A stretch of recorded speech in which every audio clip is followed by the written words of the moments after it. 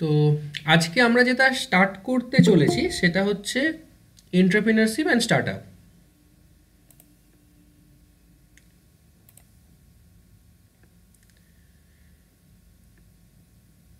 তো তোমাদের প্রথমেই যে আমি একটু সিলেবাসটা দেখিয়ে দিই।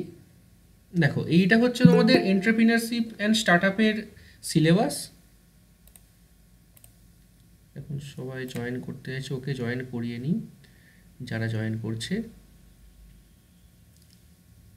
ওকে, তো আশা করি, দেখো সাবজেক্টটা বেসিক্যালি একটা থিওরি বেসড সাবজেক্ট। এখানে ম্যাথামেটিক্স খুব একটা পাবে বলে আমার মনে হয় না। সাবজেক্টটা আমি ফার্স্ট টাইম পড়াচ্ছি তোমাদের, মানে আমি কখনো পড়াইনি। আমি আমার ডিপ্লোমার সময় ছিল না, বিটেকের সময় সাবজেক্টটা আমি পড়েছি, নিজের জন্য পড়েছি, কিন্তু পড়াচ্ছি আমি ফার্স্ট টাইম সাবজেক্টটা। তো মেনলি একটা থিওরি বেস সাবজেক্ট। এখানে তোমাদের যে সিলেবাস, তোমাদের এখানে প্রথম ইউনিটে আছে এন্টারপ্রিনারশিপের ইন্ট্রোডাকশান অ্যান্ড প্রসেস। 2 নম্বর ইউনিটটা বেশ বড়, এখানে প্রিপারেশন ফর এন্টারপ্রেনিউরিয়াল ভেঞ্চার্সের একটা বিষয় দেওয়া আছে, সেখানে ডিটেলস পড়ব। 3 নম্বর যে ইউনিটটা দেওয়া রয়েছে সেখানে হচ্ছে এস্টাবলিশিং স্মল এন্টারপ্রাইজ। 4 নম্বর যে ইউনিট রয়েছে সেখানে রয়েছে স্টার্ট আপ ভেঞ্চার্স। 5 নম্বরে রয়েছে financing start up ventures in India. 6 হচ্ছে এক্সিট স্ট্র্যাটেজিস ফর এন্টারপ্রেনার্স। ওকে, তো এই সিলেবাসটা খুব একটা বেশি না। তোমাদের ইন টাইমে আমি সপ্তাহে একটা করে ক্লাস নেব, এতেই আশা করি, আমি আশা করছি না, আমি কনফিডেন্ট আমি শেষ করে দেবো। তোমাদের ওই সাবজেক্টটা আমার একটার বেশি কিছু ক্লাস নিতে হবে সপ্তাহে, কারণ ওই সাবজেক্টটা বেশ বড় আছে। তো যাই হোক, আজকে যেটা পড়াচ্ছি এন্টারপ্রিনারশিপ।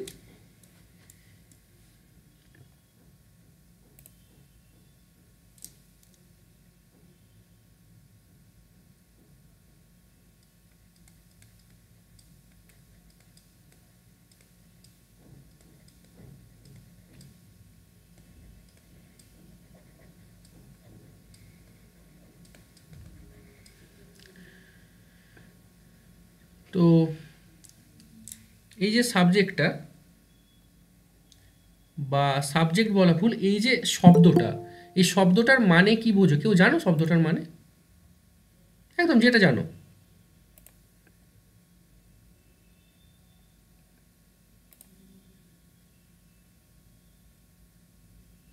আচ্ছা, আমাদের কত রকম প্রফেশন হয়? জীবিকা কি কি হতে পারে একটা মানুষের?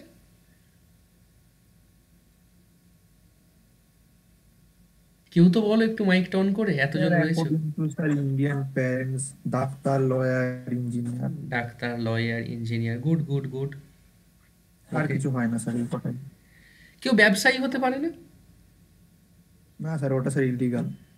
হ্যাঁ, মজা করছিলাম স্যার।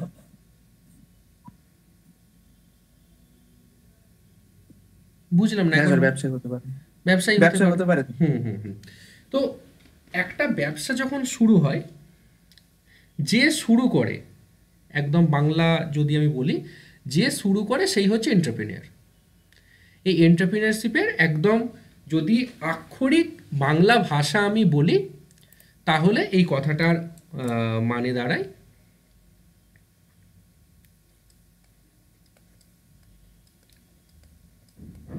উদ্যোক্তা। ওকে, যে কোনো কিছু করবে বলে উদ্যোগ নেয়, মানে শুরু করে। তো প্রথমেই তাহলে আমাদের জানতে হবে যে এই এন্টারপ্রেনিয়ার ওয়ার্ডটা এলো কোথা থেকে। অ্যাকচুয়ালি এই ওয়ার্ডটা হচ্ছে একটা ফ্রেঞ্চ ওয়ার্ড। ওকে, এটা হচ্ছে একটা ফ্রেঞ্চ ওয়ার্ড। সেই ফ্রেঞ্চ ওয়ার্ডটা হচ্ছে, আমি তোমাদের এখানে লিখে দিচ্ছি।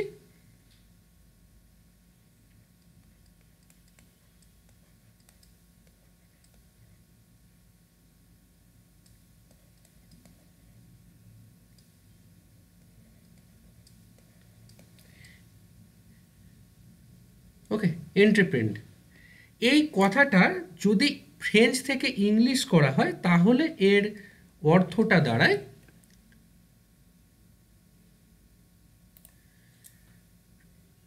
Two undertake.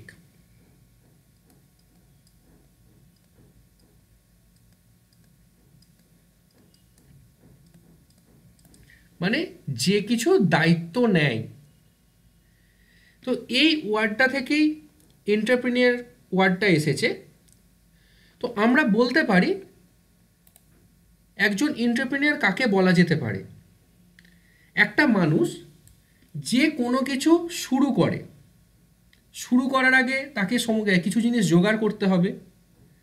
তো একদম আক্ষরিক কথায় যে কথাটা আছে সেটা হচ্ছে one who organise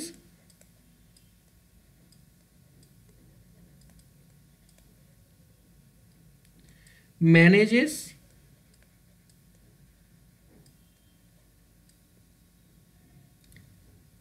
and assumes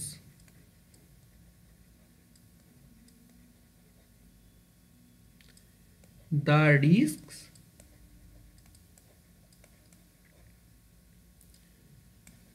of a business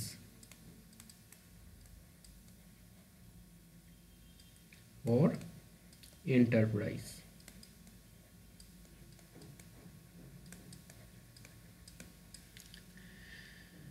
মানে একটা মানুষ যে অর্গানাইজ করতে পারে, যে ম্যানেজ করতে পারে এবং কি কি রিস্ক আসতে পারে, কি কি ঝুঁকি আসতে পারে সেগুলোকে অ্যাজাম্পশন করতে পারে বা বুঝতে পারে, এভাবে সে একটা ব্যবসা বা একটা এন্টারপ্রাইজ শুরু করতে পারে। তো তোমাদের যদি পরীক্ষার সময় কেউ জিজ্ঞাসা করে যে এন্টারপ্রেনারের ডেফিনেশন কি, এই যেটা লিখে দিলাম এটা আমার নোটসেও লেখা থাকবে, এই লাইনটাই তোমরা বলতে পারো। অথবা বলতে পারো একদম যদি আরও ছোট করে, কিছু যদি মনে না থাকে, a person who set up A business, সেটাকেও তোমরা বলতে পারো।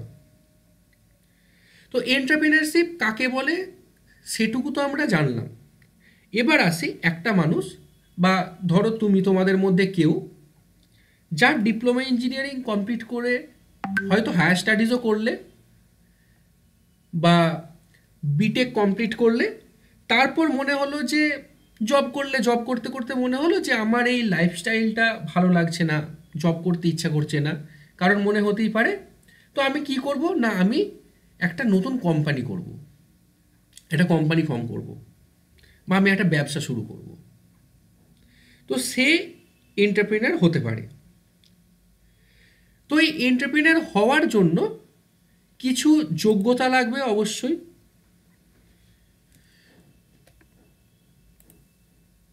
তো সেটাকে আমরা বলবো কম্পিটেন্সি।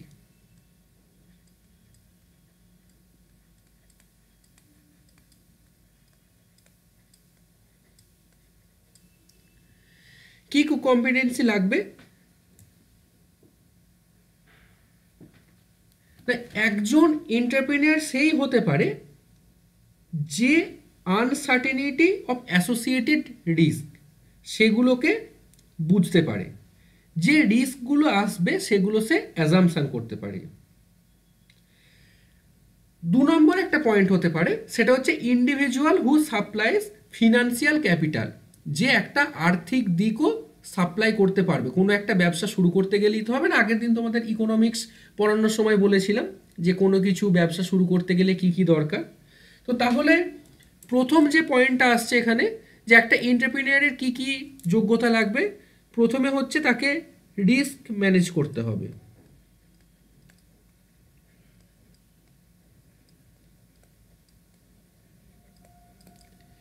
2 নম্বরে যে পয়েন্টটা আসবে সেটা হচ্ছে কি না, সাপ্লাইজ ফিনান্সিয়াল ক্যাপিটাল, তার একটা ক্যাপিটাল কিন্তু থাকতে হবে, বা ক্যাপিটাল না থাকলেও সেই ক্যাপিটালটা কোথা থেকে অ্যারেঞ্জ করা যায় সেই ব্যবস্থাটা করতে জানতে হবে। 3 নম্বরে কি হতে পারে, এ individual who starts a new venture, মানে তাকে একটা ভেঞ্চার বা কোনো একটা অর্গানাইজেশন তাকে ক্রিয়েট করতে হবে, যে আমি কি নিয়ে কাজ করতে যাচ্ছি, ওকে, আমি কি করতে চলেছি। অথবা তার একটা এন্টারপ্রাইজ থাকতে হতে পারে, সেও হতে পারে। অথবা হতে পারে an individual who allocates resources among alternative uses. আচ্ছা, রিসোর্সেস ওয়ার্ডটা আমরা আগের দিন ইকোনমিক্স ক্লাসেও পড়ছিলাম, রাইট? हाँ सर। আচ্ছা, বাকিরা বেরিয়ে চলে গেছে, ওকে। তো ইকোনমিক্সে আমরা রিসোর্সেস বলতে কি বুঝেছিলাম? সম্পদ স্যার। সম্পদ। সেই সম্পদের মধ্যে কি কি ছিল? স্যার ল্যান্ড, ক্যাপিটাল, আর বাকিগুলো মনে পড়ছে না স্যার। একটা আর কি ছিল? আর স্যার ম্যান পাওয়ার ছিল। স্যার অন্টারপ্রেনারিয়াল অ্যাবিলিটি ছিল স্যার। হ্যাঁ, আর ম্যান পাওয়ার ছিল না, লেবার হ্যাঁ যেটা। স্যার। হ্যাঁ স্যার, লেবার। হ্যাঁ। তো এই যে রিসোর্সেসগুলো থাকবে, শুধু রিসোর্সেস থাকলেই তো হবে না, রিসোর্সেস তো এলো, তো সেই রিসোর্সেসগুলোকে যে ব্যবহার করবে সেটাই তো এন্টারপ্রেনারের কাজ। মনে আছে আমি 4 নম্বরে এন্টারপ্রেনার অ্যাবিলিটির কথাটা বলেছিলাম? হ্যাঁ স্যার। তাহলে কি থাকতে হবে না, রিসোর্সের ইউজেস জানতে হবে।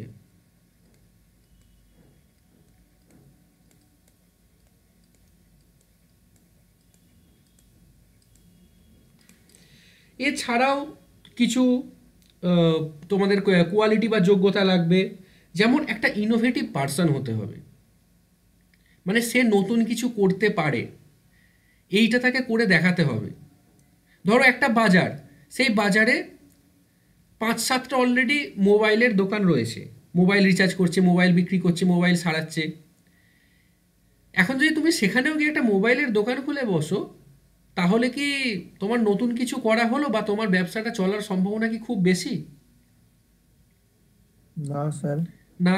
এবার দেখা যাচ্ছে সেখানে অনেক স্টুডেন্ট আছে, অনেক ওয়ার্কিং প্রফেশনালস আছে যারা ল্যাপটপ ডেস্কটপ ইউজ করে, কিন্তু সেগুলোকে ঠিকঠাক করে মেনটেন করবে বা ঠিকঠাক করে একটা সার্ভিস প্রোভাইডার সেই এরিয়াতে নেই। তুমি যদি এখন সেই রকম একটা কাজ শিখে বা যদি নিজের কাজ নাও শিখতে পারো, তুমি সেরকম দুটো ম্যান পাওয়ার, তোমার কাছে কিছু ক্যাপিটাল আছে, তুমি কিছু ম্যান পাওয়ার জোগাড় করলে, তারপর তুমি একটা ল্যাপটপ বা ডেস্কটপের সার্ভিস সেন্টার ওপেন করলে সেখানে, তাহলে ওই যে মোবাইলের দোকান খুলতে চলেছিলে তুমি, তার থেকে তো এটা অনেক বেটার। এখানে তো আর তোমার হ্যাঁ কম্পিটিশন নেই। স্যার। হ্যাঁ স্যার। তাহলে অ্যাজ এ এন্টারপ্রেনার তোমাকে বুঝতে হবে, ইনোভেটিভ হতে পারে যে কি করলে আমি বাকিদের থেকে আলাদা। ওকে, কি করলে আমাকে কম্পিটিশনটা কম ফেস করতে হবে, এইটা হচ্ছে একটা ইনোভেশনের জায়গা থাকছে। তো 5 নম্বর পয়েন্ট কি থাকছে তাহলে? ইনোভেটিভ।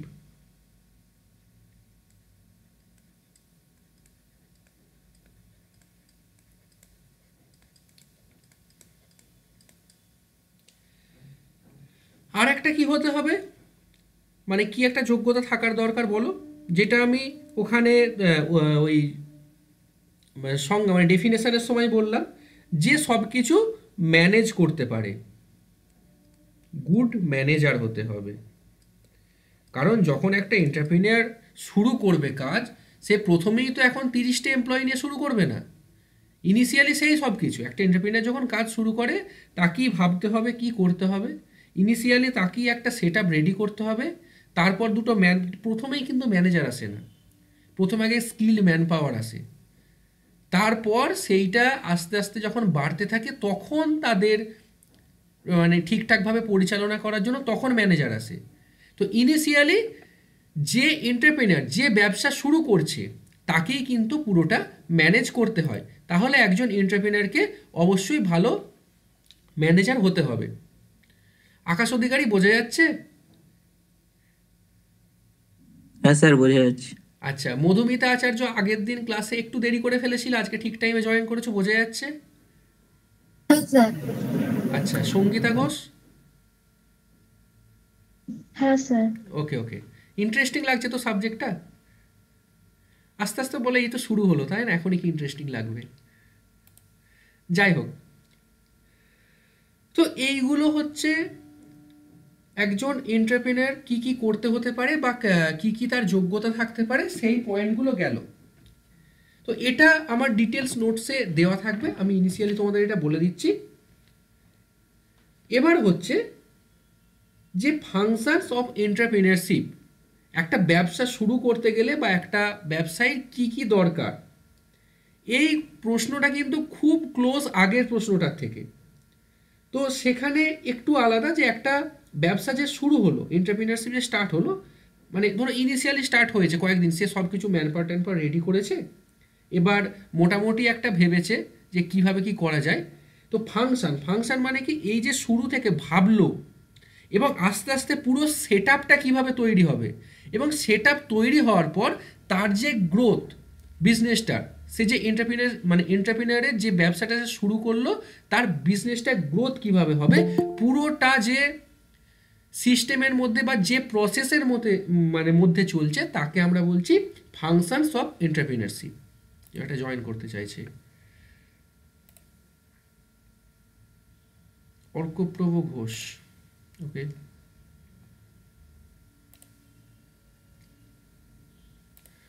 সো নেক্সট আমরা দেখব ফাংশনস।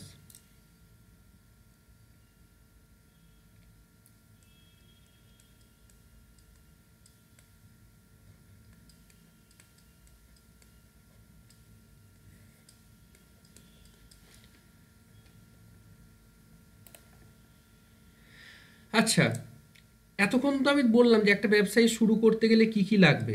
তাহলে একটা ব্যবসা যখন শুরু হলো, প্রথম কি দরকার বলো, কেউ একজন বলো কি দরকার। প্রথমেই দরকার খুঁজে বের করতে হবে আমি কি করতে চাইছি বা আমি কি করব, বা আমি নতুন যে ব্যবসাটা শুরু করব সেই ব্যবসাটা কি হবে। তাহলে কি করতে স্যার হবে? Idea sir. এক্স্যাক্টলি, স্কাউট করা। একদম ঠিক কথা বলেছো, সেটাকে আমি লিখছি scouting. Scouting of entrepreneurial abilities.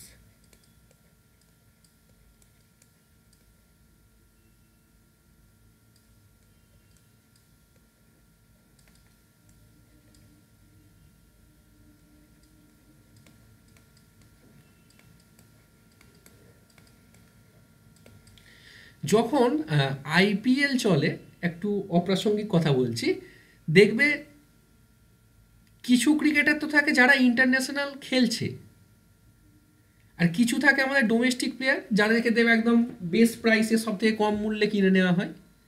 তো তাদের দেখবো অনেক সময় নিউজ পেপারে বেরোয় যে স্কাউটিং টিম ওই দলের, কলকাতা নাইট রাইডার্সের বা মুম্বাই ইন্ডিয়ান্সের স্কাউটিং টিম ওই নতুন প্লেয়ারটাকে খুঁজে পেয়েছে। যে স্কাউটিং টিম মানে স্কাউট কথাটা মানে হচ্ছে খুঁজে পাওয়া। তাহলে এন্টারপ্রেনিউরিয়াল অ্যাবিলিটিস, নতুন আইডিয়া, নতুন ব্যবসার যে ব্যবসা যে করবে তাকে সেটা খুঁজে পেতে হবে। 2 নম্বরে হচ্ছে জেনারেশন অফ বিজনেস আইডিয়া। ব্যবসা করলো তার যে বিজনেস মেন্টালিটি আছে এটা তো সে খুঁজে পেলো, সে যে ব্যবসা করবে সেটা প্রথমে সে ঠিক করলো। এবার হচ্ছে বিজনেস আইডিয়াটাকে জেনারেট করতে হবে যে কিসের ব্যবসা করব।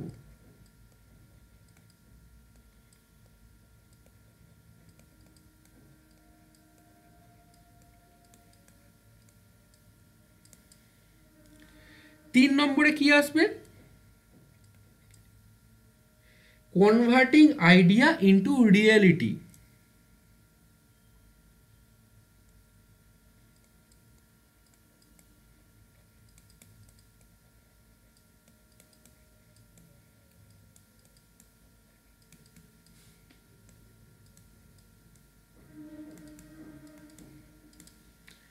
শুধু আইডিয়া বের করলেই তো হবে না, সে আইডিয়াটাকে রিয়েলিটিতে আনতেও তো হবে। প্রথমে ধরো সে ঠিক করলো আমি ওই যে এটা বলছে একটা ল্যাপটপের দোকান দেব, তো আইডিয়াটা বেরোলো, এবার সেটাকে রিয়েলিটিতে আনার জন্য কি করতে হবে না, প্রথমে একটা দোকান ঘর ভাড়া করতে হবে। কিভাবে সে আইডিয়াটাকে এবার রিয়েলিটি করবে সেটার জন্য দরকার এবার অ্যারেঞ্জিং রিসোর্সেস।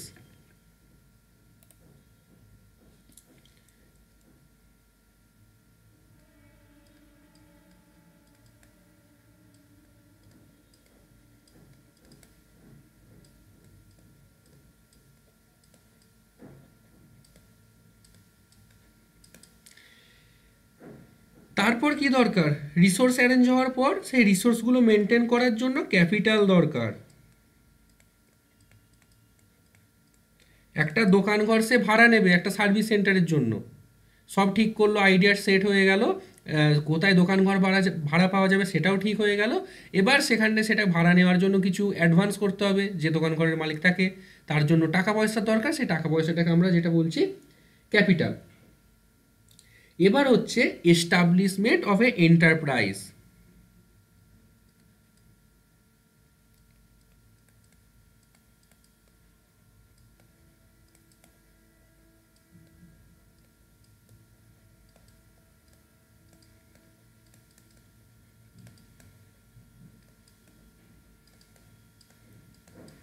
এখন তোমরা জিজ্ঞাসা করতে পারো স্যার দোকান ঘর ভাড়া নিয়ে তো আমি এমনি কাজ শুরু করতে পারি, তো এন্টারপ্রাইজ আমি কেন এস্টাবলিশ করতে যাব?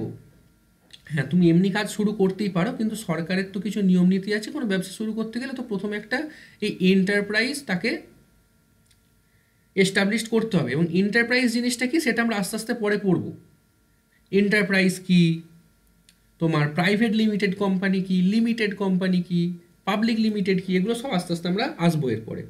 তো প্রথমে এন্টারপ্রাইজ গেল, নেক্সট হচ্ছে ম্যানেজিং টু এন্টারপ্রাইজ। এই যে এন্টারপ্রাইজটা সে তৈরি করলো সেটাকে এবার ম্যানেজ করতে হবে। নেক্সট 8 নম্বর পয়েন্টে কি আসবে? Growth and development. সব কিছু সেট আপ রেডি, এবার কিভাবে ব্যবসা এগোবে, কিভাবে তার মার্কেটিং হবে, এবার তাকে ভাবতে হবে যে কিভাবে এবার আমাকে এগোবে এবং জিনিসটা আরো উন্নতি করবে। তো এখানে আমরা জেনে গেলাম যে একটা এন্টারপ্রাইজ কিভাবে এগোতে পারে একদম সেট আপ থেকে গ্রোথ ডেভেলপমেন্ট পর্যন্ত। নেক্সট এবার আসছি একটা কথায়, সেটা হচ্ছে তুমি কিছু শুরু করছো কোনো ব্যবসা, কোনো গ্যারেন্টি আছে যে তোমার ব্যবসাটা ঠিকঠাকভাবে চলবে বা তুমি ভালো থাকবে ব্যবসাটা করে? আছে কি? ঘুমিয়ে পড়লে সবাই? না স্যার, শিওর নেই তো। কোনো সিওরিটি নেই। তাহলে ব্যবসায় একটা সব থেকে বড় কথা বলে, দেখবে আমাদের বাবা মায়েরা সবসময় বলে বাবা ভালো করে পড়াশোনা কর, চাকরি কর।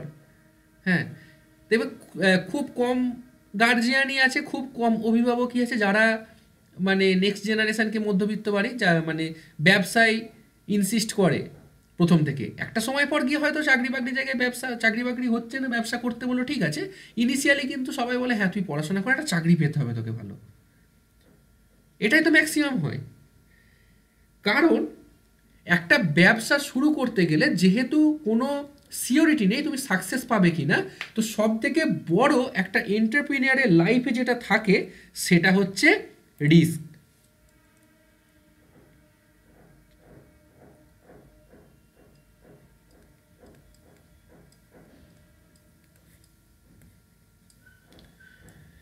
এই রিস্কের জন্যই কেউ ব্যবসা করতে চায় না, ব্যবসা করতে ভয় পায়। এবার মোটামুটি কি কি টাইপের রিস্ক থাকতে পারে? প্রথম কথা হচ্ছে একদম শুরুতে যখন তুমি ব্যবসা করবে ভাবছো, যখন কিছু শুরু করোনি, জাস্ট আস্তে আস্তে ভাবছো, পরে টিম তৈরি হবে তো সেটা পরের কথা। প্রথম কথা হচ্ছে তুমি কিন্তু একদম একা।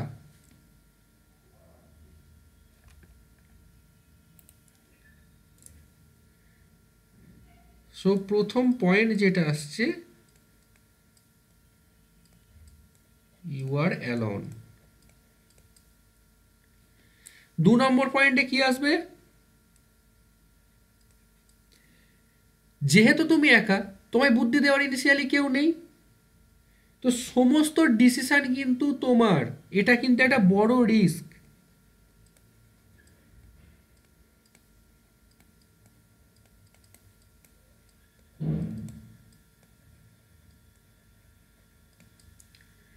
সমস্ত সিদ্ধান্ত তোমাকে নিতে হবে।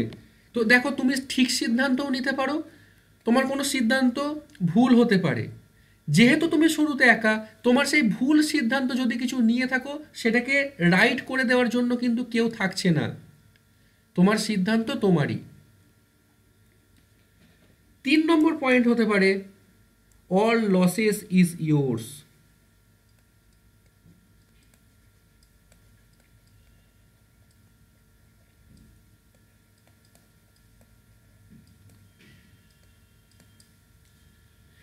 একদম শুরুতে যখন ব্যবসা করছো, শুরুতেই যদি কোনো ধাক্কা খেয়ে যাও কোনো পার্টনার আসার আগে, যা ক্ষতি হবে সেই ক্ষতির ভাগিদারি কিন্তু কেউ হবে না, সেই ক্ষতিটা সম্পূর্ণ তোমার।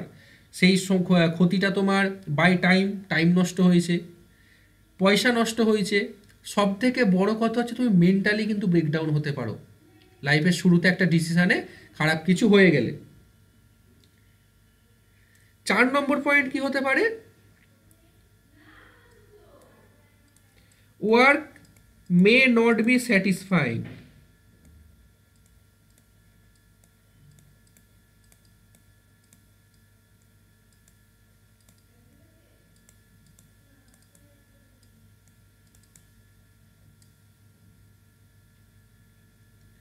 যে কাজটা তুমি করছো বা তুমি একজন দুজনকে যাদের অর্ডার দিয়ে কাজ করাচ্ছিলে, যেহেতু তুমি সবে সবে ব্যবসা শুরু করছো, হয়তো খুব একটা স্কিল্ড ম্যান পাওয়ার পাওনি, বা তুমি যে কাজ শুরু করবে ভেবেছিলে সেই কাজটা তুমি যখন করছো, তোমার যেহেতু কোনো এক্সপিরিয়েন্স নেই ব্যবসা শুরু করার, যে কাজটা তুমি করছো সেই কাজটা তোমার নিজেই স্যাটিসফাই হতে পারছো না, যে আমি এভাবে করলাম, এভাবে তো না করলেও হতো, একটু তো অন্যভাবেও করা যেতে পারতো।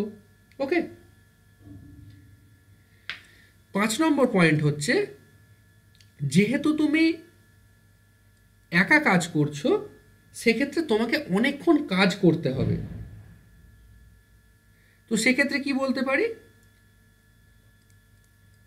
ইউ উইল নিড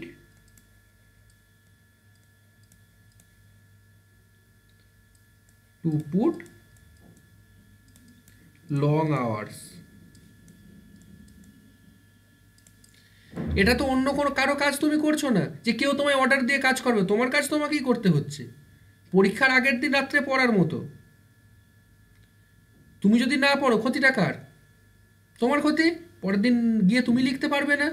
তো তোমার ব্যবসা, তুমি শুরু করেছো, তুমিই যদি না কাজ করো, আমি 8 ঘন্টা কাজ করেছি, আজকে আর করবো না, অনেক কাজ অথচ পড়ে রয়েছে, কাজটা না করলেই নয়। ক্ষতি তোমার। 8 ঘন্টার জায়গায় তোমার 16 ঘন্টাও কাজ করতে হতে পারে, 18 ঘন্টাও কাজ করতে হতে পারে দিনে। কিছু করার নেই, ব্যবসা তোমার, রিস্ক তোমার। তো এই যে লং আওয়ার্সে কাজ করতে হবে, এটাও কিন্তু তোমার একটা রিস্ক। নেক্সট হচ্ছে 6 নম্বর point, lack of success will effect self esteem.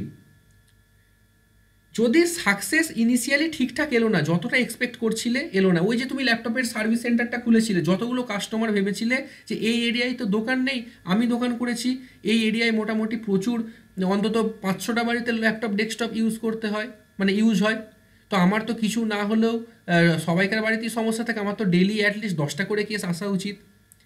হয়তো সেখানে সমস্যা রয়েছে, কিন্তু তুমি নতুন দোকান করেছো, তুমি কতটা কাজ করতে পারবে, সেখানকার মানুষজন তোমার কাছে আসছে না, অনেক দূরে কোথাও সার্ভিস সেন্টারে যাচ্ছে। তোমার আশা ছিল ডেলি 10টা করে তোমার কাছে কেস আসবে, সেখানে আসছে তোমার 2-3টে। তাহলে ইনিশিয়ালি যে সাকসেসটা, যে বিজনেসটা তুমি এক্সপেক্ট করেছিলে, সেটা যেহেতু আসছে না, এটা তোমার যে সেলফ মোটিভেশন, এ বাবা ব্যবসাটা শুরু করে কি আমি ভুল করে ফেললাম, এটা কি শুরু না করলেও হতো, এটা তো নিজেকে একটা, মানে তোমার নিজের মনে প্রশ্ন আসবে। যখনই নিজের মনে এই প্রশ্নগুলো আসবে, তখন একটা সেলফ মোটিভেশনের অভাব হবে এবং তুমি মানসিকভাবে ভেঙে পড়তে পারো, এটাও কিন্তু একটা বিশাল রিস্ক। তাহলে 6 নম্বর পয়েন্টটাকে আমি কি বলতে পারি, lack of success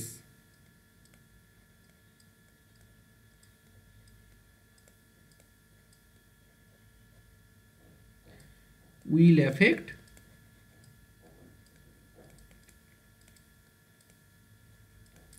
self esteem.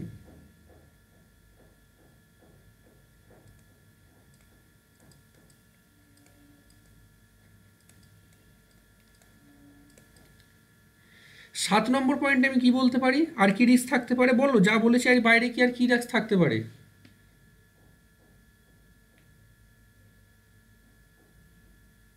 আর কিছু মাথায় আসছে? স্যার প্রোডাক্ট খারাপ হলে তখন ব্যবসা ডুবে যাবে স্যার। একদম, এটাও কিন্তু একটা বড় কথা। তাহলে এটা থেকে আমরা একটা পয়েন্টে আসতে পারি যে ব্যবসা শুধু শুরু করলেই হবে না, ব্যবসায় টিকে থাকাটাও কিন্তু কঠিন, তাই তো? প্রোডাক্ট খারাপ কেন, হয়তো প্রোডাক্টটা তোমার ভালো, যে ম্যান পাওয়ারটা হয়তো ঠিকঠাক স্কিল নেই, সে ভুল কাজ করেছে, ব্যবসাটা ডুবে গেল, সেটাও তো হতে পারে। এমপ্লয় গুলো লেজি আর ফাঁকিবাজ।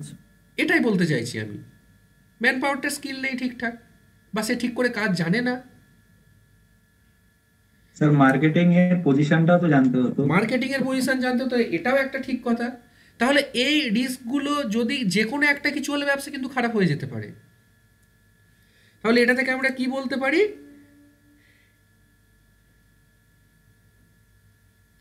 এক্সিস্টিং। স্যার আরেকটা কথা যেটা স্যার ওই হ্যাঁ, দাঁড়া এই পয়েন্টটা আমি লিখে নিই। হ্যাঁ, পজিশনটা করাটা যতটা ভালো সম্ভব ততটা ভালো হওয়া দরকার।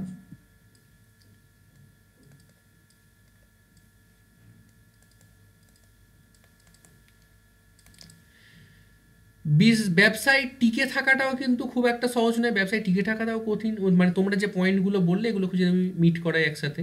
হ্যাঁ বলো, কি বলছিলে কে একটা? হ্যাঁ আরেকবার বলো। স্যার বলছিলাম কি স্যার, যখন মার্কেটিং করবো স্যার তখন তো কাস্টমারের সঙ্গে কমিউনিকেশন যে ভালো করে করা উচিত, তো তাই একদম তো? একদম ঠিক কথা। আসবো, আমরা মার্কেটিংয়েও আসবো এই সাবজেক্টটা পড়তে পড়তে, কোনো অসুবিধা নেই। এবার দেখো, এত কিছু যে পয়েন্ট দেখলে রিস্ক, এই রিস্কের এই এতগুলো যে 7টা পয়েন্ট দেখলে, 7টা পয়েন্টের মধ্যে কি এলো? দেখো একটা কমন জিনিস কিন্তু এই 7টা পয়েন্টে এসছে, তোমাকে প্রচুর কাজ করতে হবে। তুমি ফেলিওর হতে পারো, তুমি সাকসেস পেতে পারো, তুমি না ফেলিওর না সাকসেস এরকম একটা মাঝামাঝি ঝুলে থাকতে পারো, কিন্তু কাজ তোমাকে প্রচুর করতে হবে। এর জন্যে যেটা হতে পারে, তোমার সামাজিক এবং পারিবারিক যে জীবন, সেখানে কিন্তু একটা বিশাল প্রভাব পড়বে এর চাপটা, তাই না? বাড়িতে বাবা মা আছে, ভাই বোন আছে, কেউ যদি ম্যারিড হয় তার বাড়িতে স্ত্রী আছে। ব্যবসা শুরুর স্যার আগে তাদের সবাইকে তুমি যথেষ্ট, বাবা মাকে বাবা মায়ের মতো, ভাই বোনকে তাদের মতো, কাজিনস যারা আছে, ওকে। ইভেন সোশ্যাল লাইফ, তোমার পাড়ার বন্ধু বান্ধব থাকতে পারে, পাড়ায় তুমি একটা সময় পর হয়তো কোনো কালচারাল কিছুতে যুক্ত ছিলে, সেখানে সময় দিতে পারছো না। তাহলে এই সব কিছু মিলিয়ে তোমার ওই ব্যক্তিগত জীবন, পার্সোনাল লাইফ, এবং সামাজিক জীবন, সোশ্যাল লাইফ, দুটোই কিন্তু বিপর্যস্ত হতে পারে। হতেই পারে জীবনে বন্ধু বান্ধব বলে কিছু নেই, পাড়ার মানুষরা তোমায় চিনতে পারছে না, বা তুমি তাদের চিনতে পারছো না। সবাই বলছে দূর, ও তো ব্যবসা শুরু করেছে, কি ব্যবসা করছে ভগবান জানে, আমাদের আর দেখলে চিনতে পারে না, তাই তো? ধরো আকাশ, অর্কদ্বীপ আর পাপন, শুভদীপ, 4জন বন্ধু। এর মধ্যে পাপন ব্যবসা শুরু করে এন্টারপ্রেনার হয়ে গেছে, এই এতগুলো রিস্কের মধ্যে দিয়ে সে যাচ্ছে, ওকে। তাকে এত মানে আইডিয়া জেনারেট করে এত রিস্ক সে নিচ্ছে, ঠিকঠাক সাকসেস পাচ্ছে কি নিজেও বুঝতে পারছে না। পাপন নিজের মতো চাপে রয়েছে, কিন্তু এই যে ওর 4টে বন্ধু রয়েছে, আকাশ, অর্কদ্বীপ আর শুভদীপ, এরা ভাবছে পাপন আমাদের চিনতেই পারছে না। ভাই আমরা তো কদিন আগেও একসাথে খেলতে যেতাম, একসাথে আড্ডা দিতাম, পাপনের রাস্তা দিয়ে গেলে এখন চিনতে পারে না আমাদের। হতে পারে এটা? হ্যাঁ স্যার হতে পারে। হতেই পারে, একদম। হ্যাঁ তা- হবে হবে। হ্যাঁ, তাহলে আমি ফাইনাল পয়েন্টে কি আসতে পারি? প্রেশার উইল এফেক্ট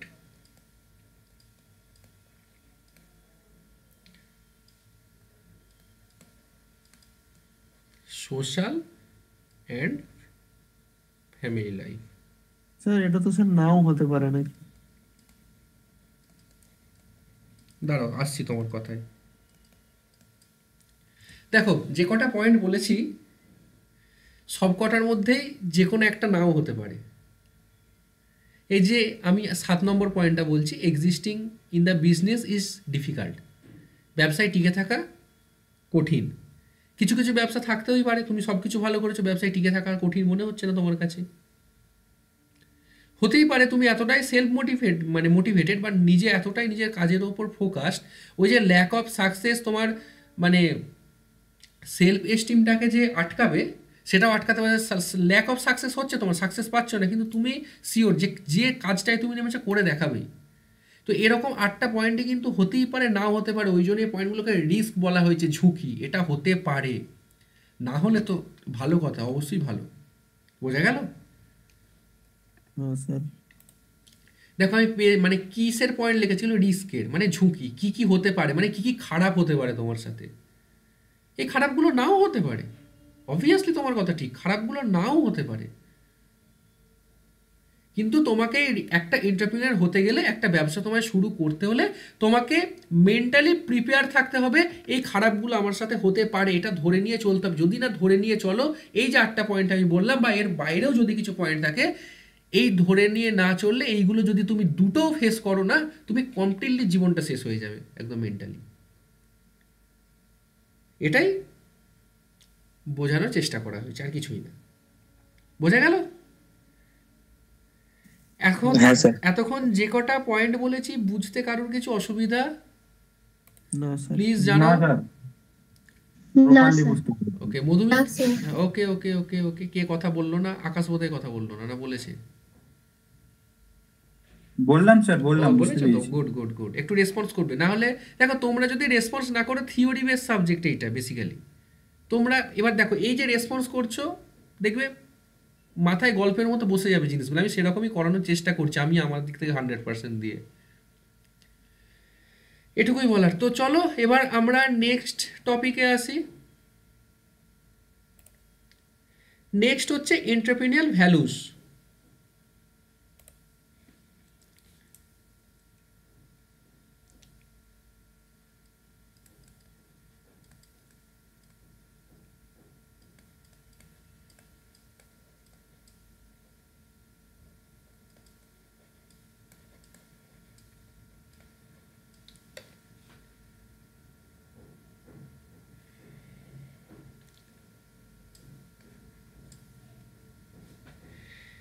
এই এন্টারপ্রেনিউরিয়াল ভ্যালুস কথাটার মানে জানো?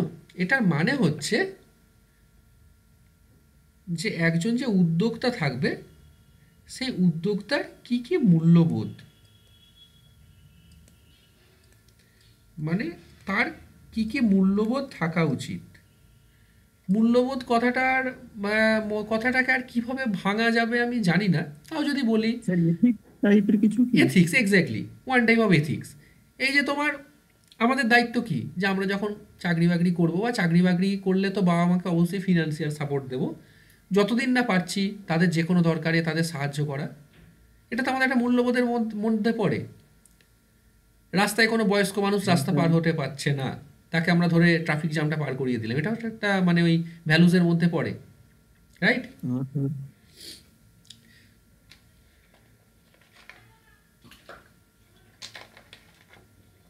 তো সেরকমই একটা নতুন ব্যবসায়ীর, একটা এন্টারপ্রেনারের কিছু ভ্যালুস থাকা উচিত। প্রথম যে ভ্যালুসটা থাকা উচিত বলে আমি মনে করি, বা বিভিন্ন রিসোর্স থেকে আমি পেয়েছি, সেটা হচ্ছে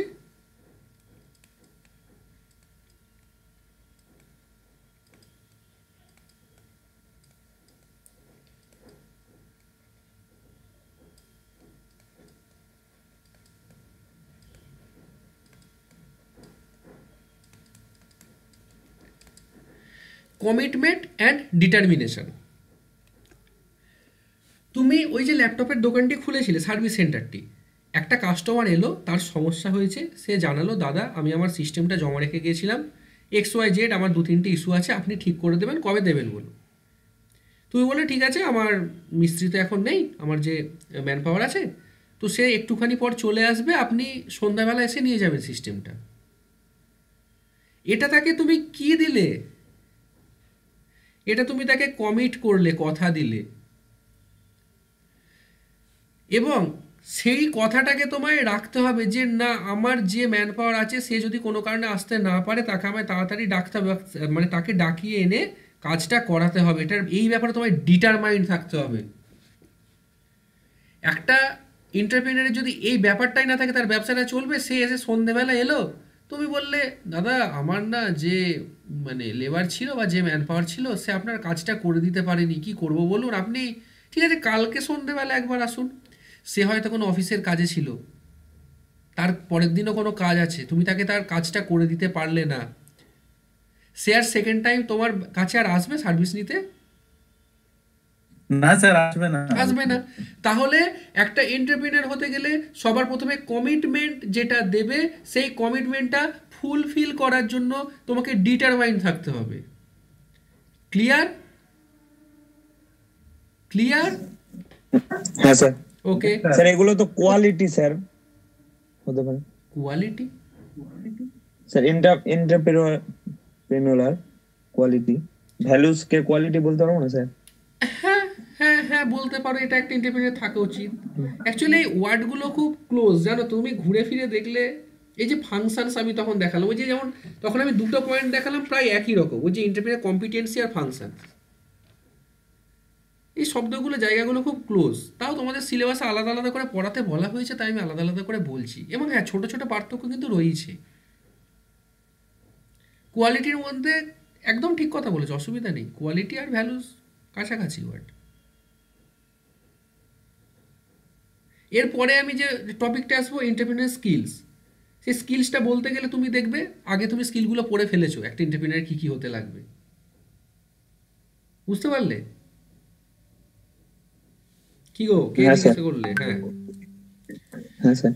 ঠিক আছে, যাই হোক, তো আমরা মূল্যবোধে আবার ফিরে আসি এন্টারপ্রেনারের।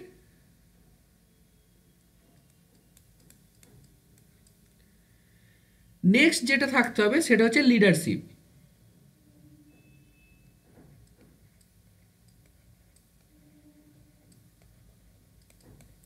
তোমাকে নেতৃত্ব দিতে জানতে হবে, লিড করতে জানতে হবে।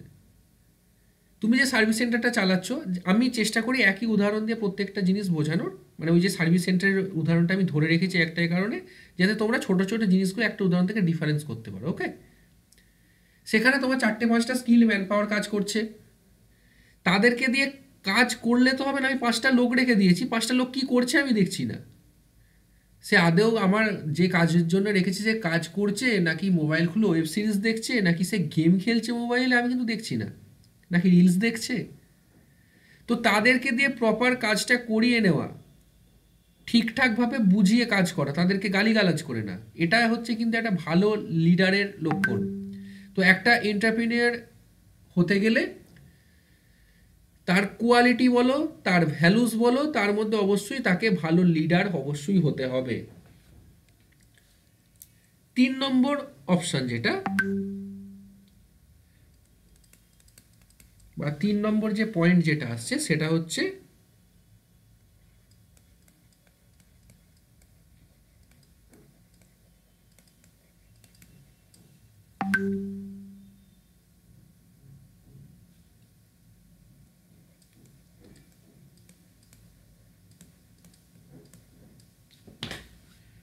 Opportunity obsession.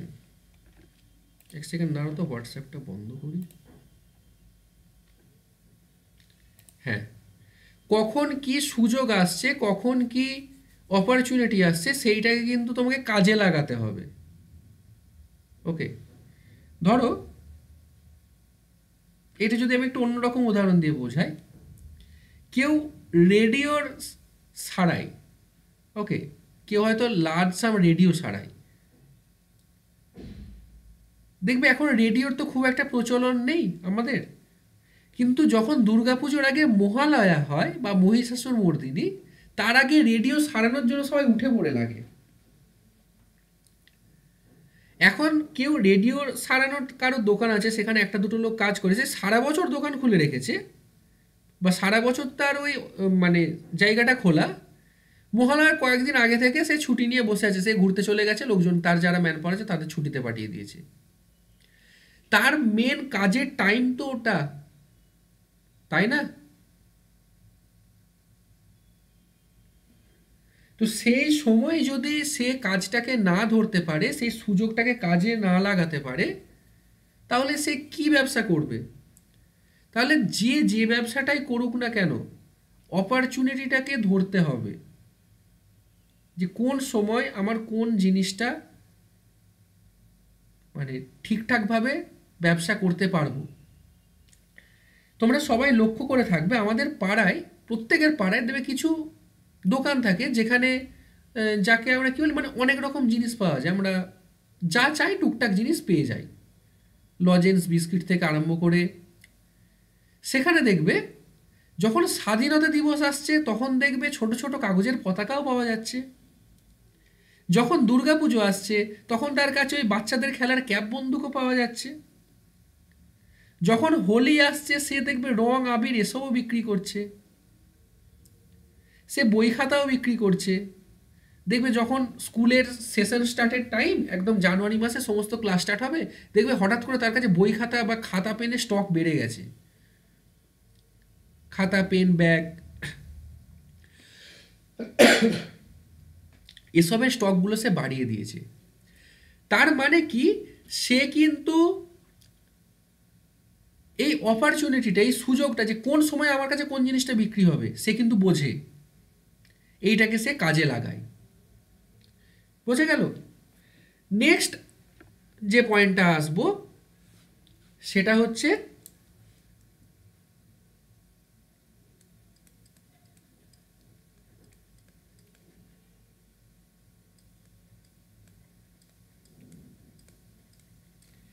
Tolerance of risk,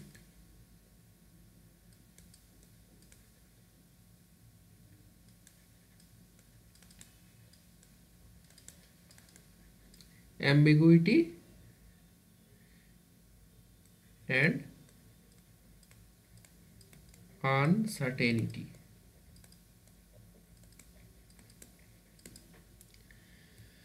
তোমার যে ঝুঁকি আছে, রিস্ক আছে, অ্যাম্বিগুইটি মানে এটা হচ্ছে অস্পষ্টতা।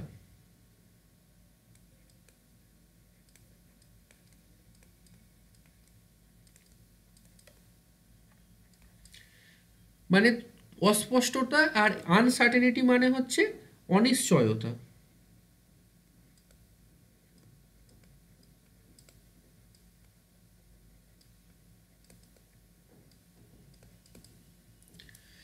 এবার বলতেই পারো স্যার এই শব্দ দুটোর পার্থক্য কি? ধরো অস্পষ্টতা, তুমি যে ম্যান পাওয়ারগুলোকে নিয়েছো তারা কি আদেও কতটা কাজ জানে তুমি তাদেরকে ব্যক্তিগতভাবে চেনো না। সে বলেছে আমি কাজ জানি, তুমি দু একটা কাজ দেখেছো, সেইটা দেখে তাকে কাজে নিয়েছো। সেখানে কি কি কাজ তোমার কাছে আসতে পারে এবং সে কতদূর সেটা করতে পারবে সেই ব্যাপারে কিন্তু তুমি ক্লিয়ার নও 100%, এইটা হচ্ছে অস্পষ্টতা। অনিশ্চয়তা, এই ওয়ার্ড দুটো খুব কাছাকাছি। তুমি তো ব্যবসা খুলে ফেললে, একটা ল্যাপটপের দোকান তো ওপেন করে ফেলেছো ওখানে, সার্ভিস সেন্টার। আদেও যত লোক আসবে ভাবছো, সব লোক আসবে কি না তুমি শিওর না, এটা হচ্ছে অনিশ্চয়তা। এবার এই যে তিনটে রিস্ক মানে ঝুঁকি, ঝুঁকি, অস্পষ্টতা এবং অনিশ্চয়তা, এগুলোকে তোমায় টলারেট করতে হবে এন্টারপ্রেনার হতে, এগুলো তোমায় সহ্য করতে হবে। ওকে, 5 নম্বর যে পয়েন্টটা সেটা হচ্ছে ক্রিয়েটিভিটি।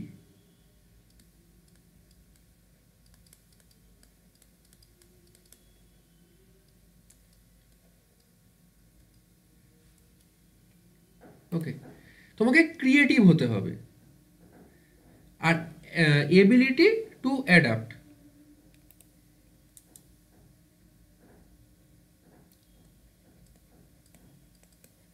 স্যার তো স্যার ঘুরে ফিরে স্যার ইনোভেটিভ দাঁড়ালো স্যার। একদমই তাই, ঘুরে ফিরে একই কথা দাঁড়ায়। এই নোটসগুলো আমি কেন লিখিয়ে দিচ্ছি জানো, এত একটু পয়েন্ট করে করে, যাতে এগুলো পরীক্ষার সময় জিজ্ঞেস করে। আমি আগের বারে কোশ্চেন দেখছিলাম, যাতে 5-6টা পয়েন্ট লিখতে পারো। Okay sir. এটা আমি যে নোটসটা দেবো ওখানেও লেখা আছে। Okay sir. তোমাকে ক্রিয়েটিভ হতে হবে, এবিলিটি টু অ্যাডাপ্ট মানে কোনো কিছু তাড়াতাড়ি শিখে নেওয়া। তুমি কোনো কাজটা জানতে না, হঠাৎ করে তুমি ব্যবসায় নেমে দেখছো এই কাজটা আমায় জানতে হবে, তোমাকে অ্যাডাপ্ট করতে হবে। অ্যাডাপ্ট করা মানে কিন্তু তোমার কাজ শেখা নয়। ধরো তুমি ব্যবসা শুরুর আগে বাড়িতে ছিলে, তুমি একটা ফিক্সড রুটিনের মধ্যে থাকতে বাড়িতে আছো, সকাল 9টায় ঘুম থেকে উঠছো, মা খাবার করে দিচ্ছে, সেটা খাচ্ছো, 10টার সময় ব্রেকফাস্ট করছো, তারপর একটু বন্ধুদের সাথে আড্ডা দিয়ে 1টার সময় লাঞ্চ করে নিচ্ছ। এই একটা লাইফস্টাইলে তুমি অভ্যস্ত ছিলে। যখন ব্যবসা শুরু করেছো তখন তোমার কাছে কাজের চাপ এসছে, তোমাকে লিডারশিপ মেনটেন করতে হচ্ছে, তোমাকে লিড করতে হচ্ছে সমস্ত মানুষগুলোকে।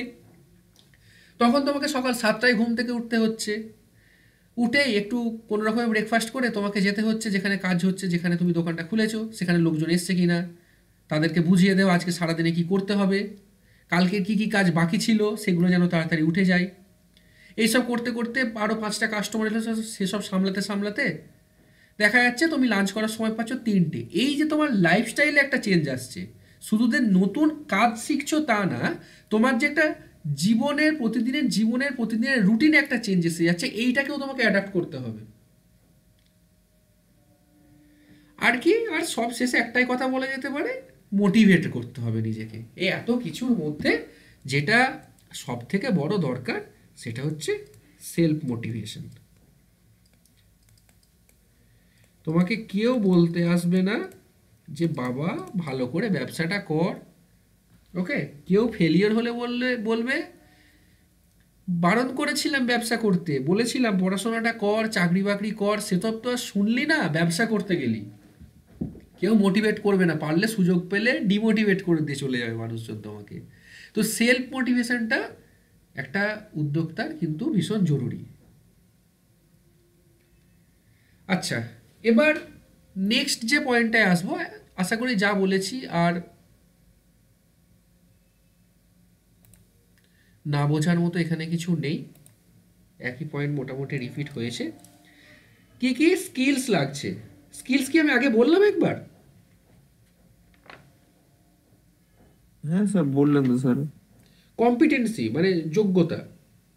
হ্যাঁ স্যার যোগ্যতাগুলো বললেন তো মনে হলো স্যার। স্যার ইনোভেটিভ হ্যাঁ ওইগুলো হ্যাঁ বললেন। হ্যাঁ, এবার তোমায় বলে দিই স্কিলসটা, আমি স্কিলসটা একটু তাড়াতাড়ি টানছি, ওকে? নাহলে একই জিনিস আমায় রিপিট করতে হচ্ছে, বারবার আছে সিলেবাসে, তাই এগুলো আলাদা আলাদা করে সিলেবাসে মেনশন করেছে, ওই জন্যই আমি আলাদা আলাদা করে তোমাদের নোটেও লিখেছি। যা যা বলেছি মনে আছে কি কি স্কিল লাগবে? তার সাথে যেটা লাগবে সেটা হচ্ছে ওরাল অ্যান্ড রিটেন কমিউনিকেশন। তুমি তোমার মাতৃভাষা ছাড়াও তোমাকে যদি ব্যবসা করতে হয়, ব্যবসা বাড়াতে হয়, তোমাকে ইংরাজি ভাষায় লিখতে, বলতে, পড়তে জানতে হবে, বলতেও হবে, জানতেও হবে। রিয়েল টাইম স্ট্র্যাটেজি বানাতে হবে, ডিসিশন মেকার হতে হবে। কোনো একটা এমন সিচুয়েশান হয়ে গেল বুঝতে পারছো না কি করবে, ডিসিশন ঠিক হোক ভুল হোক পরের কথা, কোনো একটা ক্রিটিক্যাল সিচুয়েশান হলে তোমাকে ডিসিশন নিতে হবে। টিম ওয়ার্ক, ওই যে বলেছিলাম লিডারশিপ, তোমাকে টিমকে দিয়ে কাজ করিয়ে নিতে হবে, ওকে? আর basics of start up finance and accounting of law, তোমাকে একটা ব্যবসা শুরু করতে গেলে ছোটোখাটো আইন তোমাকে মাথায় রাখতে হবে। তার মধ্যে ট্যাক্সেশনের আইন আছে, তোমাকে কখন কি ট্যাক্স দিতে হবে। এখন ধরো ইন্ডিয়াতে জিএসটি চালু হয়েছে, তোমাকে জিএসটি ভরতে হবে ব্যবসা একটা সার্টেন ইনকামের পর, ওকে? এই জিনিসগুলো মাথায় রাখতে হবে। তাহলে স্কিলসের ব্যাপারটা আমি আলাদা করে আর লেখাচ্ছি না,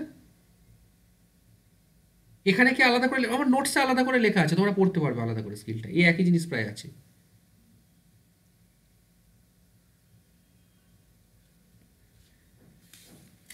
কি হলো বলো? সেম জিনিস তো স্যার, সেম চলুন জিনিস এগিয়ে আর তাহলে এখানে লেখাচ্ছি না, ওটাই আমি বলছি। হ্যাঁ স্যার চলুন না, নো প্রবলেম। ওকে ওকে, এবার এখানটা তাহলে আমি একে মুছে দিই।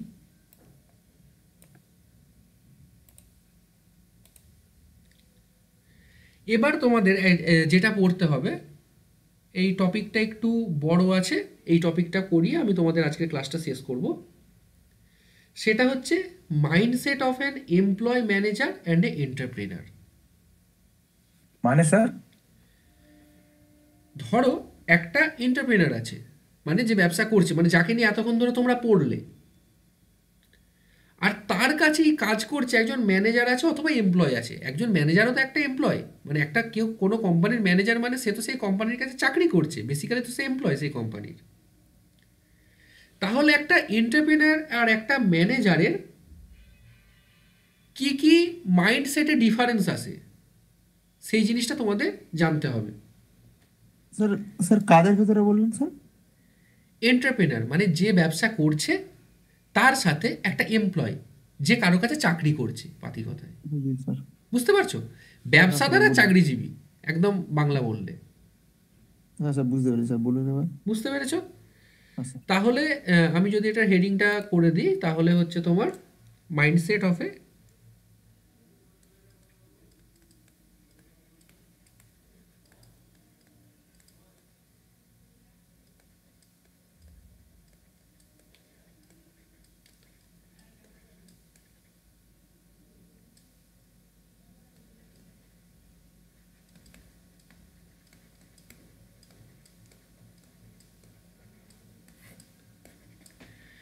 ওকে। প্রথমেই যেটা করতে হবে সেটা হচ্ছে responsive two direction.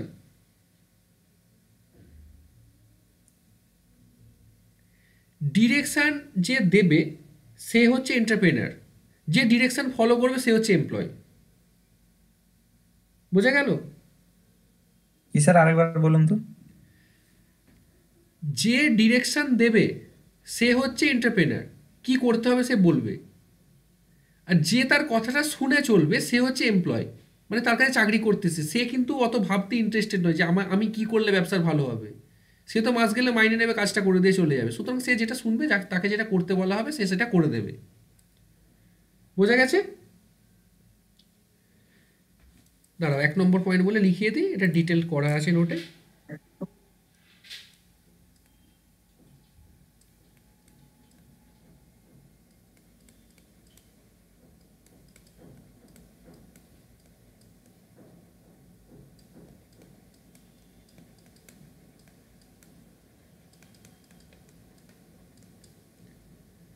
Responsiveness two direction, কে ডিরেকশন দেবে আর কে ডিরেকশন ফলো করবে। ক্লিয়ার?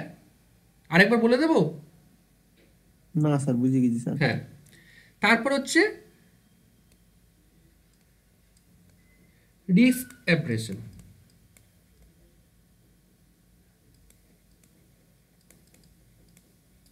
রিস্ক কি বললেন স্যার?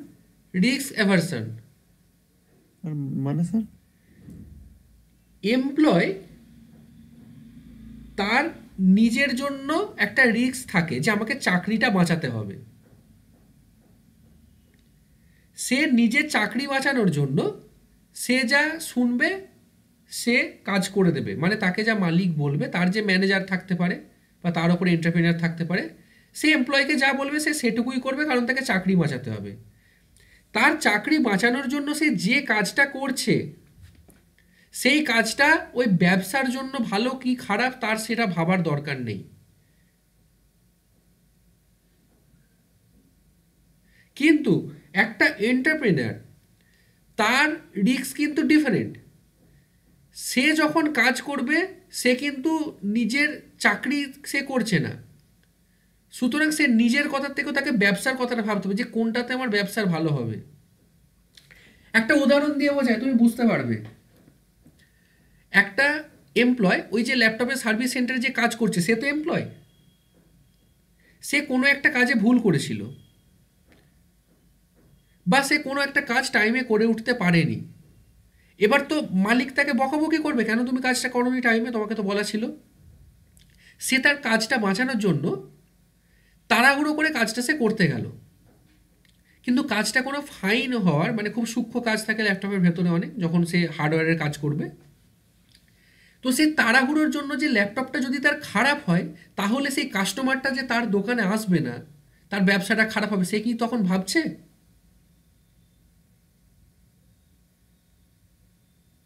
কি ভাবছে কি তখন? সে তো তাড়াহুড়ো করে কাজটা শুধু নিজের চাকরি বাঁচানোর জন্য করছে। হ্যাঁ স্যার। কিন্তু মালিক যদি আসে, সে তখন বলবে, সে হয়তো তাকে বকাবকি করবে, কিন্তু বলবে তাড়াহুড়ো করো না, কাজটা তুমি সময় নিয়ে করো, আমি কাস্টমারের কাছে সময় চেয়ে নিচ্ছি। কারণ মালিক কি জানে, একটু সময় চেয়ে নিলে অসুবিধা নেই, কিন্তু জিনিসটা যদি তাড়াহুড়ো করে ওর জিনিসটা 12টা বাজিয়ে দেয়, জিনিসটা খারাপ করে দেয়, তাহলে কিন্তু ওই কাস্টমারটা সেকেন্ড টাইম আর এর কাছে কোনোদিনও মুখ দেখবে না।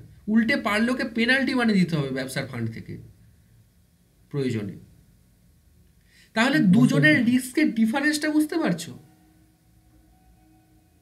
হ্যাঁ স্যার। ওকে, এবার হচ্ছে 3 নম্বর পয়েন্ট,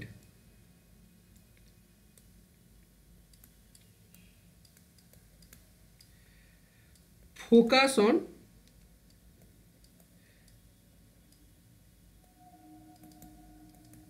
স্পেসিফিক রেসপন্সিবিলিটি।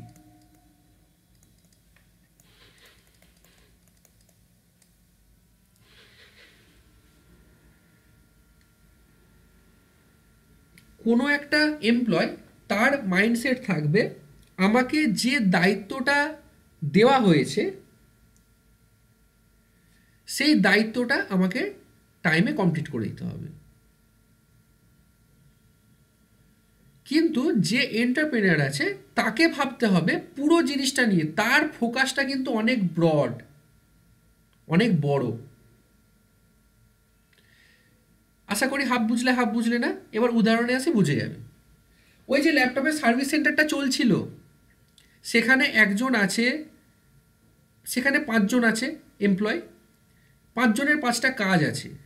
ধরো একজন আছে যে ওই কাউন্টারে বসে, শুরুতে বসে সে শুধু এমপ্লয়ের কাছ থেকে কাজটা Hello. মানে যে কাস্টমার আছে তার কাছে শোনে যে কি করতে হবে, তার কি সমস্যা আছে। স্যার সে আপনার কথাটা কেটে গেল স্যার, মাঝখানে কিছু শুনতে পেলাম না। কেটে গেল? ওকে ওকে ওকে, আবার বলছি। এই যে ফোকাস করবে স্পেসিফিক রেসপন্সিবিলিটি, এটা কেন বলা হচ্ছে? দেখো, একটা দোকানে ওই যে ল্যাপটপের সার্ভিস সেন্টার, সে 5টা লোক সেখানে কাজ করছে। একজন কাজ করছে যে বসে শুধু কাস্টমার যে আসছে তার প্রবলেমটা শুনছে, শুনে নোট ডাউন করে তার জিনিসটা জমা নিয়ে নিল, টাইম দিয়ে দিল, আপনি ওই সময় আসবেন, ওই সময়ের মধ্যে আপনাকে দিয়ে দেওয়া হবে জিনিসটা। সে কাজটা পাঠিয়ে দিল। এবার যে কাজটা করবে, যে জিনিসটা সারাবে, রিপেয়ার করবে, তার কাছে যে দেখো কাস্টমার এটা বলে গেছে, এটা তোমাকে করে দিতে হবে এই টাইমের মধ্যে। ওকে। আবার অন্য একজন আছে, অন্য একটা কাউন্টার আছে সেখানে, সে শুধু ডেলিভার করবে। আচ্ছা, এই প্রবলেমটা এসছিল, আজ এই সময় ডেলিভারি হওয়ার কথা, বিকেল 5টার সময় ডেলিভারি হবে, সে 4:45টায় খবর নিতে গেল যে এখানে এই কাজটা কি হয়ে গেছে, কাস্টমার একটু পরে আসবে। এই যে তিনটে লোকের দায়িত্ব তো আলাদা।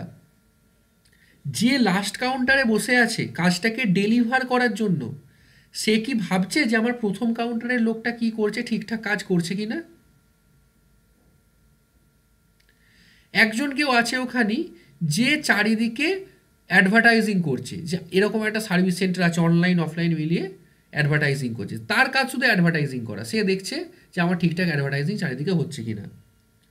ওই যে লোকটা সারাচ্ছে, মানে বসে রিপেয়ার করছে, সে কি ভাবছে যে অ্যাডভার্টাইজিং করতে গেছে ও ঠিকঠাক করে অ্যাডভার্টাইজ করছে কি না? সে কি ভাবছে আমি আমার কাজটুকু যেন ঠিকঠাক করতে পারি। তাহলে প্রত্যেকে নিজের কাজের ওপর ফোকাসড, এখানে কেউ কারোর ব্যাপারে ওয়ারিড না। সে শুধু নিজের স্টেজে তার যেটুকু কাজ স্পেসিফাই করা আছে যে আমার কাজ আমি শুধু সারাবো, প্রথমজন ভাবছে আমার কাজ আমি শুধু জিনিসটা জমা নিয়ে পরের জনকে দেবো, শেষের জন ভাবছে যে আমার কাজ আমি শুধু সারানো হয়েছে কিনা জিনিসটা নিয়ে আমি কাস্টমারকে আবার ফিরিয়ে দেব। এরা সবাই নিজেদের কাজ নিয়ে ব্যস্ত। যে এন্টারপ্রেনার, যে ওই সার্ভিস সেন্টারটা করেছে, তাকে কিন্তু ভাবতে হচ্ছে প্রথমজন কি ঠিকঠাক করে কাজটা নিতে পারলো তো, ও ঠিকঠাক করে নোট ডাউন করেছে কাস্টমারের কি সমস্যা আছে। তাকে ভাবতে হচ্ছে যে রিপেয়ার করছে ও ঠিক করে ঠিক জায়গায় ঠিক জিনিসটা লাগিয়েছে, কোনো স্ক্রু ওখানে টাইট করতে ভুলে যায়নি তো, পরে ওর সমস্যা হবে না তো কাস্টমারের। সেই এন্টারপ্রেনার কি আবার ভাবতে হচ্ছে যে 3 নম্বর জন ঠিক টাইমে ডেলিভারি দেবে তো কাস্টমারকে। সেই এন্টারপ্রেনারকে এটাও ভাবতে হচ্ছে যাকে অ্যাডভার্টাইজিংয়ের দায়িত্ব দেওয়া ছিল সে কি ঠিকঠাক অ্যাডভার্টাইজিং করতে পারলো। তাহলে এখানে কি এই যে মাইন্ডসেট বা এই যে ফোকাস এমপ্লয়ার এন্টারপ্রেনারের পার্থক্য এলো?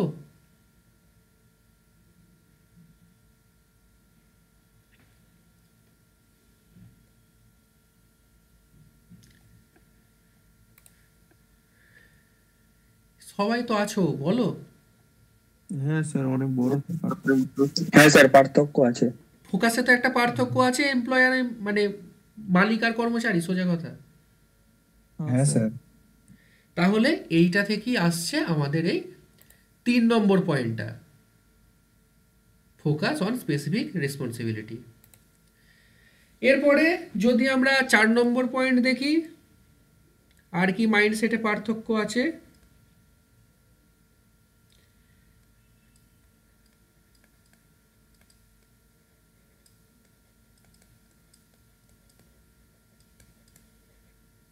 স্যার, ব্যবসা চলুক বা না চলুক স্যার, এমপ্লয় গুলো তো স্যালারি পাবেই স্যার। একদম একদম, ব্যবসা চলুক আর না চলুক, ওইটাই আমি রিস্ক ম্যানেজমেন্টের সময় বলে দিলাম না কথাটা তোমাদের, হ্যাঁ স্যার। যে এমপ্লয় তো ভাবছে আমি আমার কাজটুকু করে বেরিয়ে যাবো। তখন আমি একটা উদাহরণ দিলাম, ধরো কোনো কাজ সে করেনি টাইমে, দেরি হয়ে গেছে, তাড়াহুড়োর মাথায় কাজটা করছে, কারণ তার দায়িত্ব আমাকে আমার চাকরিটা বাঁচাতে হবে। কিন্তু এন্টারপ্রেনার ভাবছে ও যেন তাড়াহুড়ো করে কাজটা না করে, কারণ তাড়াহুড়ো করতে গিয়ে যদি জিনিসটা খারাপ হয়, ক্ষতি মালিকের, ব্যবসার ক্ষতি। Okay sir, good decision making হতে হবে। একদম একদম, ওইগুলোই আমি ওই মূল্যবোধ বা কোয়ালিটি ওগুলো সব বলে এসেছি, দেখবে 2-3টে পয়েন্ট আছে ওইখানে, ওইগুলো ঘুরিয়ে ফিরিয়ে আছে কম বেশি।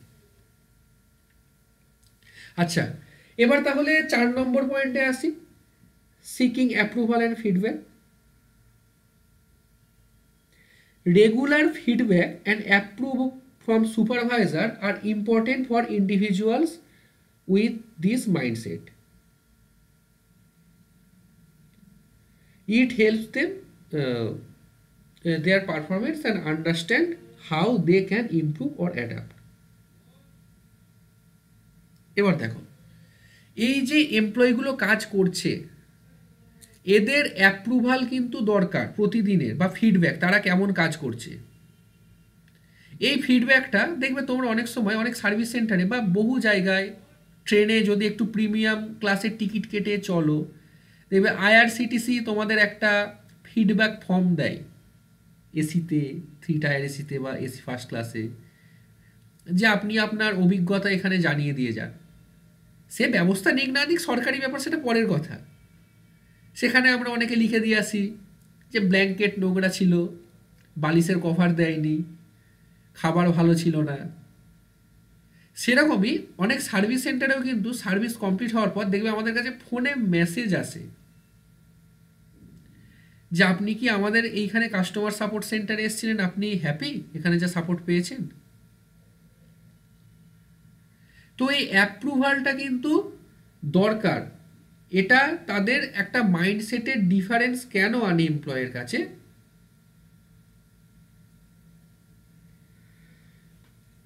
এই অ্যাপ্রুভালটা মেনলি যে এন্টারপ্রেনার সে দেখবে যে আমার কাস্টমার খুশি কিনা। এবার এন্টারপ্রেনার যে অ্যাপ্রুভাল দেবে, যা ফিডব্যাক দেবে, সেটার উপর ডিপেন্ড করে দাঁড়িয়ে আছে এমপ্লয়িরা। কাস্টমার কি বললো না বললে এমপ্লয়ের কিছু যায় আসে না, সোজা কথা। কিন্তু কাস্টমার কি বললো না বললো এন্টারপ্রেনার বা যে ব্যবসাটা শুরু করেছে তার যায় আসে। এমপ্লয়ের কি কিছুতেই যায় আসে না, এমপ্লয়ের যায় আসে। এমপ্লয়ের তখন যায় আসবে যখন ওই এন্টারপ্রেনার মানে ওর ওনার, ওর ম্যানেজার বা ওর মালিক এসে ওকে কিছু বলবে। Is it clear? হ্যাঁ স্যার। অ্যাপ্রুভাল ফিডব্যাক দু তরফেরই দরকার, এমপ্লয়েরও দরকার, এন্টারপ্রেনারেরও দরকার। কিন্তু তাদের অ্যাপ্রুভালের জায়গাটা বা ফিডব্যাকের জায়গাটা কিন্তু ডিফারেন্ট।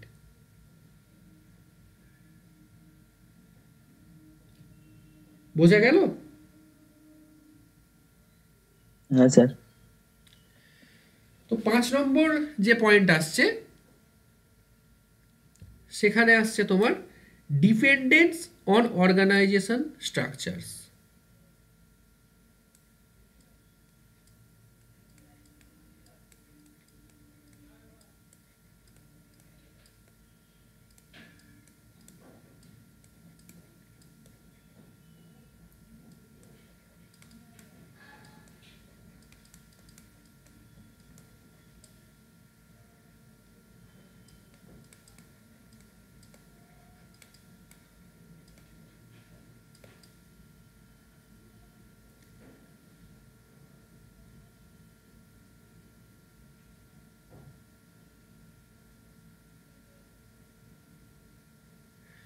এবার ধরো কোনো নতুন ব্যবসা তো শুরু হলো, সেই ব্যবসা শুরু হওয়ার পর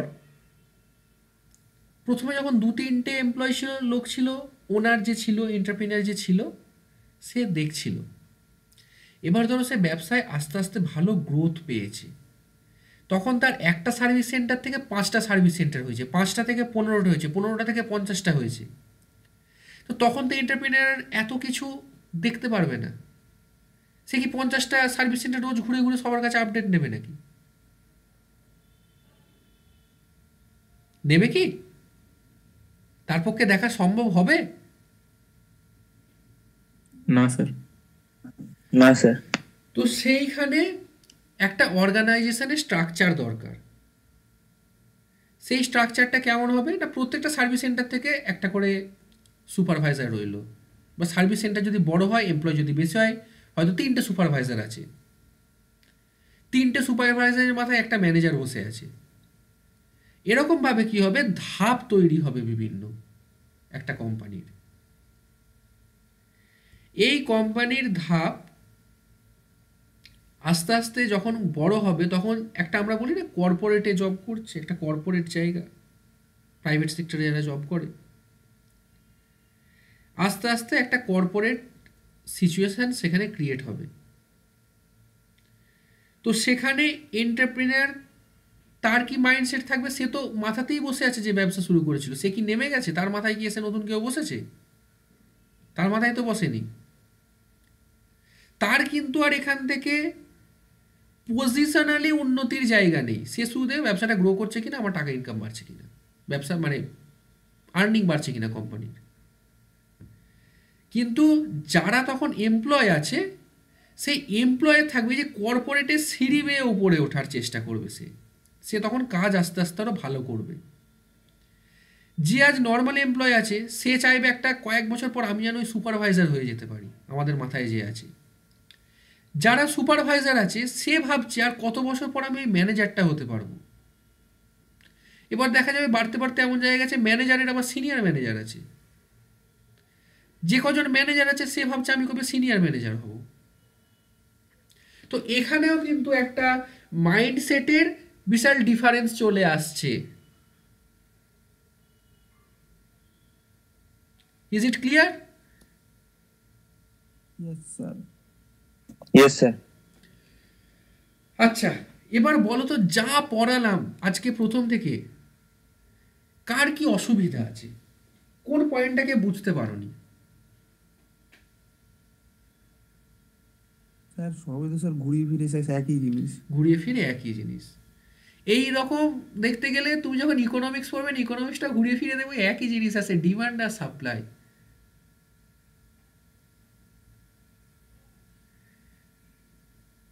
এইভাবেই কিন্তু আমাদের পুরো স্ট্রাকচারটা চলে, পুরো সিস্টেমটা চলে।